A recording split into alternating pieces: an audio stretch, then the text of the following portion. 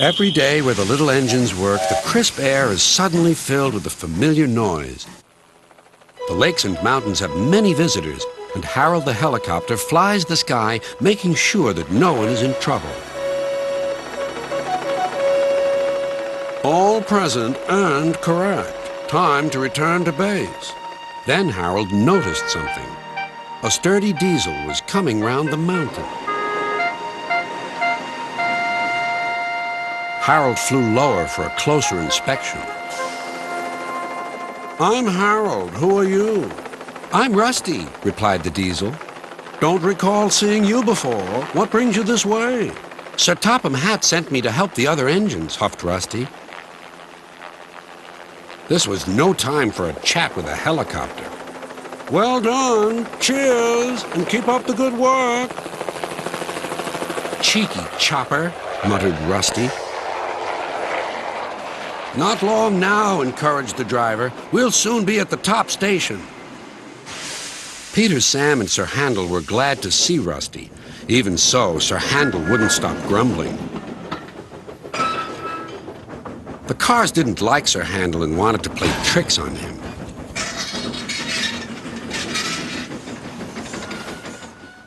No one understands our feelings, sympathized Gordon. Now, if you were ill, you couldn't shunt cars, could you? Good idea, replied Sir Handel. I'll try it. He did so next morning. I don't feel well, he groaned. There wasn't time to examine him, so some of his cars were coupled behind Peter Sam's coaches. Rusty promised to follow with the rest. Peter Sam didn't mind the extra work. He left his coaches at the station and trundled cheerfully on. Soon they reached the quarry where the cars were needed. Empty cars at the bottom of the slope are hitched to a cable.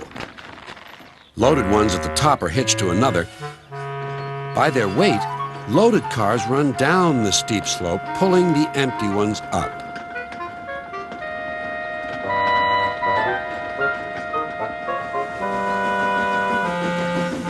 Peter Sam duly waited at the bottom of the slope for the loaded cars.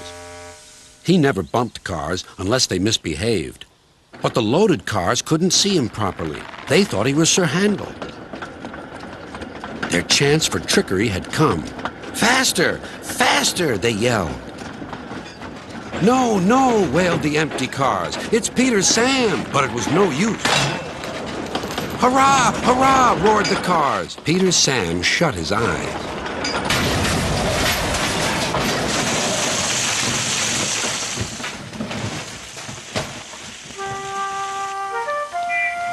Beep! Beep! Wailed Peter Sam. Rusty was working nearby and came to help clear up the mess. Bust my buffers, exclaimed Rusty. Never mind, Peter Sam. We'll get you out. Peter Sam felt battered. His funnel was cracked and his boiler dented. Thank you, Rusty, he sighed and limped slowly home. I'm sorry about your accident, said Sir Handel. I always stand well back. Cars don't like me. Why didn't you warn me? I didn't think. You never do. You can start thinking now while you're doing Peter Sam's work as well as your own.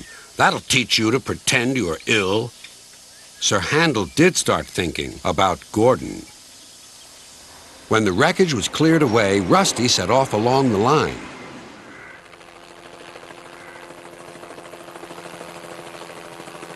Splendid to see you again, whizzed Harold. I'm completing my evening's lookabout.